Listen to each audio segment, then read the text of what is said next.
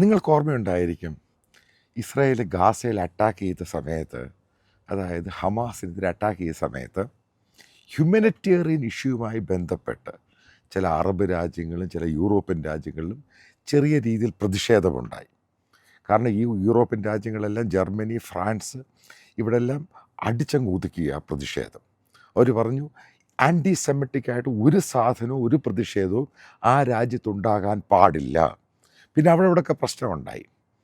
തുടർന്ന് അമേരിക്കയിൽ പല യൂണിവേഴ്സിറ്റികളിലും, ഇപ്പോൾ ലോകപ്രശസ്തമായ ഹാർവാർഡ്, യേൽ, അതേപോലെ കേംബ്രിഡ്ജ്, അങ്ങനെ പല യൂണിവേഴ്സിറ്റികളിലും, പ്രിൻസ്റ്റൺ യൂണിവേഴ്സിറ്റി, പെൻസിൽവാനിയ യൂണിവേഴ്സിറ്റി, ഇവിടെയൊക്കെ പ്രക്ഷോഭമുണ്ടായി. ഈ പ്രക്ഷോഭത്തിൽ അവിടുത്തെ സ്റ്റുഡൻസ്, സീനിയറും ജൂനിയർ, അവിടുത്തെ അധ്യാപകർ ഈ പ്രക്ഷോഭത്തിൻ്റെ ഭാഗമായിട്ട് പങ്കെടുത്തു. പിന്നീട് അത് കാരണം ആൻറ്റിസെമി, അവരുടെ ജൂയിഷ് പിള്ളേർ അവിടെ വരുന്ന കുട്ടികളെ അടിക്കാൻ തുടങ്ങി, മർദ്ദിക്കാൻ തുടങ്ങി. ആൻറ്റിസെമറ്റിക് ഇഷ്യൂ ആയിട്ട് വലിയ ചർച്ചയായി ഇവിടെ. അതിൻ്റെ ഭാഗമായിട്ട് ആ യൂണിവേഴ്സിറ്റിയിലെ വൈസ് ചാൻസലർ അതിൻ്റെ പ്രസിഡൻറ്റിനെ, സീനിയറായിട്ടുള്ളവരെ സെനറ്റിൽ വിളിച്ചു കൊണ്ടുവന്ന് ചോദ്യം ചെയ്തു, എന്തുകൊണ്ടാണ് ഇത് അംഗീകരിച്ചത്. അപ്പോൾ അതിൻ്റെ ഭാഗമായിട്ട് പിന്നെ പോലീസ് അത് തടയാൻ ശ്രമിക്കുന്നു, വലിയ പ്രശ്നമാകുന്നു. ഇപ്പോഴുണ്ടാകുന്ന ഏറ്റവും വലിയ സംഭവം എന്ന് പറയുന്നത്, കാരണം അന്നേ ട്രംപ് പറഞ്ഞിരുന്നു, ഇങ്ങനെയുള്ള കുട്ടികളെയും വെച്ചുകൊണ്ട് യൂണിവേഴ്സിറ്റി മുന്നോട്ട് പോവുകയാണെങ്കിൽ അതിനുള്ള ഫെഡറൽ സഹായം കട്ട് ചെയ്യും, അതായത് വാൺ ചെയ്തിട്ട്. നിങ്ങൾക്കറിയാതിന് ശേഷം ട്രംപ് വലിയ ഭൂരിപക്ഷത്തോടു കൂടിയാണ് അധികാരത്തിൽ വന്നത്. ഈ യൂണിവേഴ്സിറ്റിക്കും അതിൻ്റെ മാനേജ്മെൻറ്റിനും ഭയമായി. അവരിപ്പോൾ ചെയ്തിരിക്കുന്നത്, ആരൊക്കെയാണ് ഈ യൂണിവേഴ്സിറ്റിയുടെ അന്ന് പ്രൊട്ടസ്റ്റിന് പങ്കെടുത്ത വിദ്യാർത്ഥികൾ, അതേപോലെ തന്നെ അധ്യാപകർ ഏറ്റവും കൂടുതൽ പ്രശ്നമുണ്ടാക്കി അതിൻ്റെ പുറകിൽ നിന്നത്, ഇതിനകത്തൊക്കെ പറയുന്നുണ്ട്, ഇവർക്ക് ഖത്തറിൽ നിന്നുമാണ് ഇവർക്ക് സാമ്പത്തിക സഹായം, ഇവർക്ക് പ്രചോദനം ഉൾപ്പെടെയുള്ള സംഭവങ്ങളെല്ലാം ഇൻഡയറക്റ്റ് വേയിൽ ഇവിടെ എത്തിയത്. ആ ആരോപണം നിലനിൽക്കുന്നുണ്ട്. അതിനെപ്പറ്റി അന്വേഷിക്കുമെന്നും ട്രംപ് പറഞ്ഞിട്ടുണ്ട്. കാരണം ഖത്തറും അമേരിക്കയും നല്ല ബന്ധത്തിലാണ് പോകുന്നത്. അപ്പം ഇതിൻ്റെയൊക്കെ ഭാഗമായിട്ട് പല യൂണിവേഴ്സിറ്റികൾ, അതായത് യേലാണെങ്കിലും ഹാർവാർഡ് ആണെങ്കിലും പ്രിൻസ്റ്റൺ ആണെങ്കിലും പെൻസിൽവാനിയ, അതേപോലെ നമ്പർ ഓഫ് യൂണിവേഴ്സിറ്റികൾ ഇതുമായിട്ട് ബന്ധപ്പെട്ട് മുൻനിരയിൽ നിന്നിരുന്ന കുട്ടികളെ അവിടുത്തെ ടെർമിനേറ്റ് ചെയ്തു. അവരോട് പറഞ്ഞു, ഇത്ര ദിവസത്തിനുള്ളിൽ യൂണിവേഴ്സിറ്റിയിൽ നിന്ന് പൊയ്ക്കോണം, അതേപോലെ ഇത്ര ദിവസത്തിനുള്ളിൽ ഈ നാട് വിട്ടിരിക്കുക. അത് ഇൻ്റർനാഷണൽ സ്റ്റുഡൻസിനോടാണ് പറഞ്ഞിരിക്കുന്നത്. അതേപോലെ അമേരിക്കയിലുള്ള മുസ്ലിങ്ങൾ, അങ്ങനെയുള്ള സ്റ്റുഡൻസ് ഇതിൽ പാർട്ടിസിപ്പേറ്റ് ചെയ്തിട്ടുള്ള അവർക്കും വാൺ ചെയ്തിട്ടുണ്ട്. അതായത് അവരിനിയും ക്യാമ്പസിൽ വരാൻ പാടില്ല, ലൈബ്രറിയിൽ വരാൻ പാടില്ല, അവർക്ക് വീട്ടിലിരുന്ന് എക്സാമിനേഷൻ എഴുതാൻ സാധിക്കും. അധ്യാപകരെ വരെ പിരിച്ചുവിട്ടു. അതായത് വളരെയധികം അധ്യാപകരെ, ഇൻ്റർനാഷണൽ വിദേശത്തുനിന്നും ഇവിടെ ഉണ്ടായിരുന്ന പല അധ്യാപകരെയും യൂണിവേഴ്സിറ്റി പിരിച്ചുവിട്ടു. കാരണം ട്രംപ് ശക്തമായ നടപടി എടുക്കുമെന്ന് പറഞ്ഞു. അതിൻ്റെ ഭാഗമായിട്ട് ക്രാക്ക് ഡൗൺ അങ്ങ് സ്റ്റാർട്ട് ചെയ്തു. യൂണിവേഴ്സിറ്റി ഓരോ കുട്ടികളെയും, പല പോലീസ് കേസുകളുണ്ട്, അതൊക്കെ പോലീസിനങ്ങ് റഫർ ചെയ്ത് കൊടുത്തു. കാരണം ഇവിടുത്തെ ഒരു സംഭവമുണ്ട്, പോലീസിന് കേസ് എടുക്കുകയാണെങ്കിൽ യൂണിവേഴ്സിറ്റി റഫർ ചെയ്യണം. അങ്ങനെയാണെങ്കിൽ മാത്രമേ കേസുകൾ എടുക്കാൻ സാധിക്കുകയുള്ളൂ. അത് റഫർ ചെയ്തു. അതേപോലെ പല വിദേശ യൂണിവേഴ്സിറ്റിയിൽ നിന്ന് വന്ന, വിദേശ രാജ്യങ്ങളിൽ വന്ന കുട്ടികളുണ്ട്, അവരുടെ എംബസിയുമായിട്ട് കോണ്ടാക്ട് ചെയ്ത് അവരെയും തിരിച്ചയക്കുകയാണ്. അപ്പോൾ ഇത് പറയുന്നത്, ഈ എന്തെങ്കിലും കേട് ചാടിക്കഴിഞ്ഞാൽ ഉണ്ടാകുന്ന പ്രത്യാഘാതം അതിരൂക്ഷമാണ്. ഇവരൊക്കെ വളരെ പാടുപെട്ടൊക്കെയാണ് വന്നിരിക്കുന്നത്. അതേപോലെ ഇവിടെയുള്ള പല സ്റ്റുഡൻസിനും വാൺ ചെയ്തിട്ടുണ്ട്. ചിലർ പെട്ടെന്ന് ഇസ്ലാം ആകാൻ പോകുന്നു, അതാകാൻ പോകുന്നു, ഇതാകാൻ പോകുന്നു എന്നൊക്കെ പറഞ്ഞ് വലിയ സംഭവങ്ങളുണ്ടായി. ആലോചിച്ച് നോക്കുക, വല്ലാത്ത പ്രശ്നമാണ് ഇവിടെ ഉണ്ടായത്. അപ്പോൾ പിന്നെ അതിന് ശേഷം മറ്റുള്ള യൂണിവേഴ്സിറ്റിയിലോട്ട് ഈ പ്രശ്നം, മറ്റുള്ള രാജ്യങ്ങളിൽ യൂണിവേഴ്സിറ്റിയിലോട്ട് പ്രശ്നം പോയപ്പം യൂറോപ്പിൽ അത് അടിച്ച് ഒതുക്കി. അതേപോലെ തന്നെ യു കെയിൽ അത് അനങ്ങാൻ സമ്മതിച്ചില്ല. ജർമ്മനിയും ഫ്രാൻസും മറ്റുള്ള യൂറോപ്യൻ രാജ്യങ്ങൾ സ്ട്രിക്റ്റായിട്ട് അത് ഫോളോ ചെയ്തു. ഇവിടെ ആൻറ്റിസെമിറ്റിസം പറ്റില്ല എന്ന് തന്നെ പറഞ്ഞു. ഇതിൻ്റെ അകത്ത് കിട്ടുന്ന ഒരു മെസ്സേജ് എന്ന് പറയുന്നത്, ഇപ്പം നമ്മളിപ്പം ഇതിനകത്ത് അമേരിക്കയിൽ പല യൂണിവേഴ്സിറ്റിയിൽ ഇന്ത്യക്കാരായ കുട്ടികൾക്കെതിരെ നടപടിയെടുത്തിട്ടുണ്ട്. ഏകദേശം 185ഓളം ഇന്ത്യൻ കുട്ടികൾക്കെതിരെ അവരോട് പൊയ്ക്കോളാൻ പറഞ്ഞിട്ടുണ്ട്. അതിവിടെ വളരെ സീനിയറായിട്ടുള്ള വിദ്യാർത്ഥികളാണ്. ഇവിടെ മാസ്റ്റേഴ്സ് മെഡിക്കൽ സ്കൂളിലൊക്കെ പഠിക്കാൻ വന്ന കുട്ടികളോടാണ് പൊയ്ക്കോളാൻ പറഞ്ഞിരിക്കുന്നത്. ഇത് മനസ്സിലാക്കേണ്ട സംഭവമുണ്ട്. നിങ്ങൾ ഈ ആവേശം കയറി വന്ന് വേറൊരു രാജ്യത്ത് വന്ന് പ്രശ്നമുണ്ടാക്കുമ്പോൾ എന്തെങ്കിലും ഇൻ്റർനാഷണൽ ഇഷ്യൂ ആയിട്ട് പ്രശ്നം ഉണ്ടാക്കുമ്പോൾ ആ രാജ്യത്തിൻ്റെ ഡിപ്ലോമസിയും ആ രാജ്യത്തിൻ്റെ നിലനിൽപ്പും വലിയ പ്രശ്നമാണ്.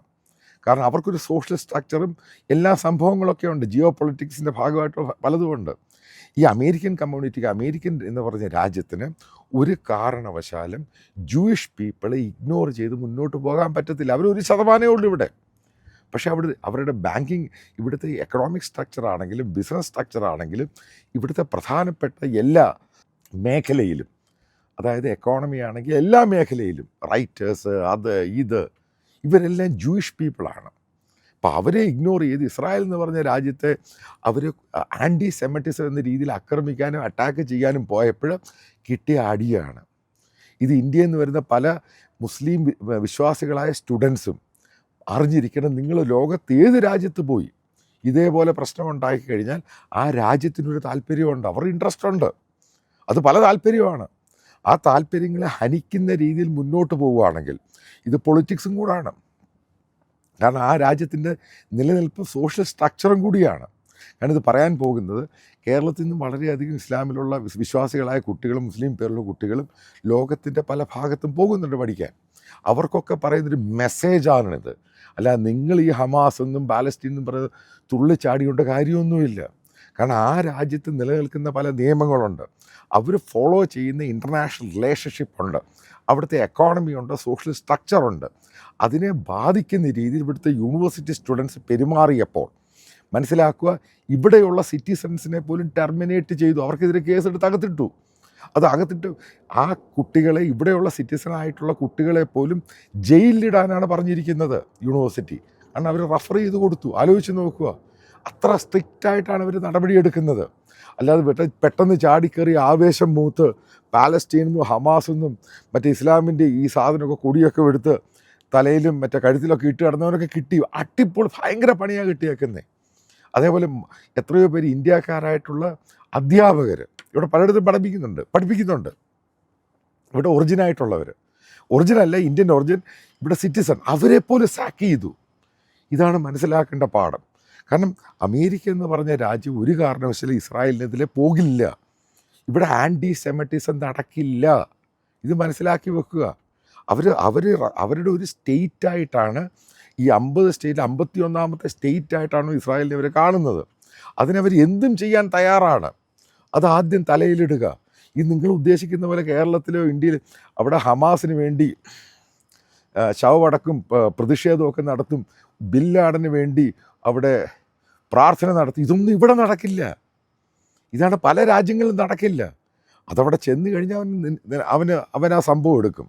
അതാണ് ഒന്നുമല്ലാതെ തിരിച്ചു പോകുന്ന ചില കുട്ടികളൊക്കെ അവരുടെ മെസ്സേജ് ഞാൻ കണ്ടു, ഇത് വലിയ വാർത്തയാക്കി നാട്ടിലെല്ലാവരെയും അറിയിക്കണം, ഞങ്ങളെ ഇവിടുന്ന് പറഞ്ഞു വിടുകയാണ്. അപ്പോഴാണ് ഞാൻ ഉദ്ദേശിച്ച് ഇതിനെപ്പറ്റി ഒരു വീഡിയോ ചെയ്യാം. എന്തിനാണ് ഇതിനൊക്കെ പങ്കെടുക്കാൻ പോകുന്നത്?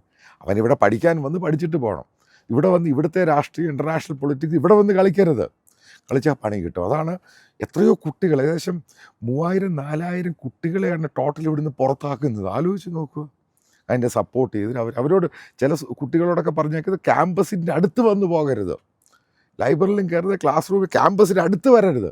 കാരണം അവർക്ക് എക്സാമിനേഷൻ കഴിയാൻ പോവുകയാണ്. വീട്ടിൽ സംഭവം എക്സാമിനേഷൻ ടൈമിൽ വേറെ ലൊക്കേഷൻ തരും, അവിടെ പോയി എക്സാം എഴുതിക്കോണം. അത്ര സ്ട്രിക്റ്റാണ് ഇവിടുത്തെ ലോ. ചില കാര്യങ്ങളിലൊക്കെ നിങ്ങൾ ഉദ്ദേശിക്കുമ്പം നിൻ്റെയൊക്കെ തലേ കയറും. ഇത് വെറുതെ ആവേശം കാണിക്കരുത്. ഈ നാട്ടിലുള്ള ആവേശ പരിപാടിയൊന്നുമല്ല ഇത്. ഇത് വലിയൊരു താക്കീതായിട്ട് മനസ്സിലാക്കണം. ട്രംപിന് ഉദ്ദേശമുണ്ട്. ഡെമോക്രാറ്റ്സിനെ പോലല്ല ട്രംപ് വ്യക്തമായ ഇസ്രായേലി സപ്പോർട്ടർ മാത്രമല്ല, ഇസ്രായേൽ എന്ന് പറയുന്നത് അയാളുടെ ഹോളി ലാൻഡായിട്ട് കരുതുന്ന ഒരാളാണ് ട്രംപ്. അയാൾ ഇതിന് ഒരു വിട്ടുവീഴ്ചയ്ക്കും തയ്യാറല്ല. ഇതാണ് ഈ കണ്ടൻറ്റിൽ നിങ്ങൾ മനസ്സിലാക്കേണ്ടത്.